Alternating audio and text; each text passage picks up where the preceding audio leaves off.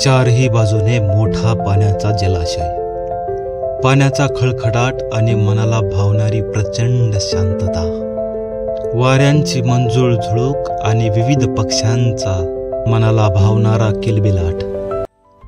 मंडळी, हे आहे नगर शहरापासून साधारण 7 ते 8 किलोमीटर अंतरावरती असलेलं एक ईश्वर, एक आस्था आणि मानवतावादाचा संदेश देणारं श्री चक्रधर स्वामी मंदिर.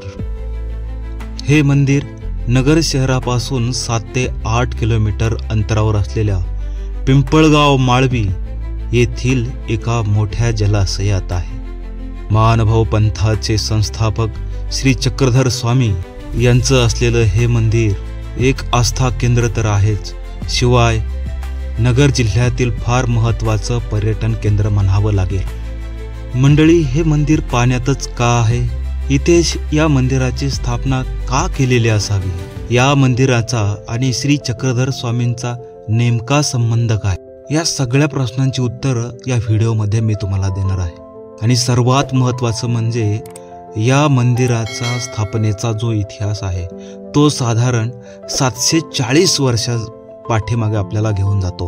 आणि हा सगळा इतिहास आणि या मंदिराची निर्मिती हे सगळं काही आजच्या व्हिडिओमधून तुम्हाला दाखवणार, सांगणार आहे. त्यापूर्वी पुन्हा तीच विनंती आहे, तुम्ही जर आपल्या चॅनलवरती पहिल्यांदा असाल तर आपल्या चॅनलला सबस्क्राईब करायला मात्र विसरू नका.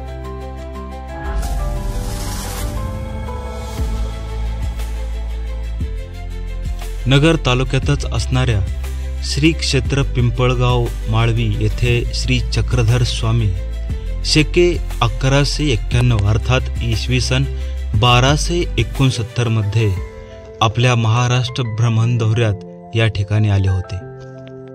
त्या काळी इथून शीना नदी वाहायची आणि याच शीना नदीच्या काठी एका पिंपळाच्या वृक्षाखाली स्वामींनी भोजन केलं होतं. इथे भोजन करून आपला मानवतावादाचा संदेश जगभर पोहोचवण्याकरिता स्वामी इथून निघून गेले. चक्रधर स्वामींनी जिथे भोजन केलं त्याच ठिकाणी महानुभाव पंथाचे द्वितीय आचार्य श्री भाईदेव व्यास यांनी त्या ठिकाणी त्या स्थानाची खूण म्हणून एक शिळा बसवली.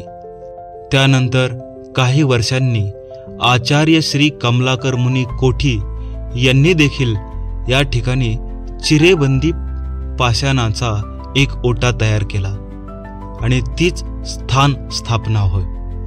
त्यानंतर जवळपास 700 वर्षांनी अर्थातच 19व्या शतकात इंग्रज राजवटीत तत्कालीन अहमदनगर शहराला पाणी पुरवठ्याकरिता शीना नदीवर बांध घालून अडविले आणि तो बांध म्हणजेच आत्ताचा पिंपळगाव तलाव. जिथे स्वामींनी भोजन केलं होतं ते स्थान मात्र या तलावाच्या पाण्याखाली गेले. पाणी आटले की हे स्थान दर्शनासाठी खुले होत असे. कालांतराने या तलावाचे पाणी नगर शहराला पुरवण्याकरिता इंग्रज सरकारने व्यवस्था केली. तलावाचे पाणी आटणार नाही याची नगर पालिका दक्षता घेत असे. त्यामुळे हे स्थान सतत पाण्याखाली राहू लागलं.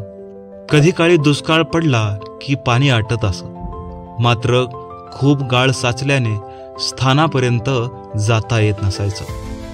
तेव्हा भरावापासून दगड आणि चुना टाकून स्थानापर्यंत जाण्यासाठी पाऊलवाट तयार करण्यात आली.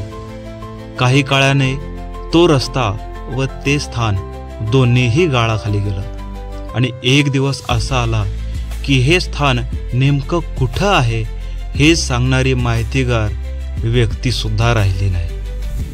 त्यानंतर महानुभाव संप्रदायातील बऱ्याच मंडळींनी ते स्थान शोधण्याचा प्रयत्न केला, मात्र तलावाचा परी खूपच मोठा असल्याने ते प्रयत्न निष्फळ ठरले.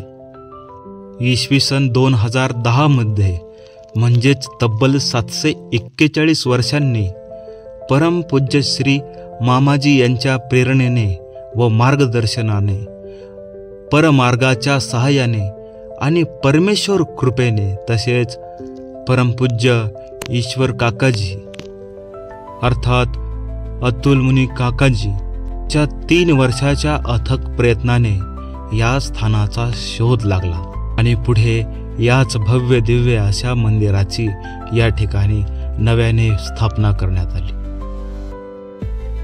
या मंदिराच्या अवतीभोवतीचा परिसर अगदी निसर्गरम्य असा परिसर आहे।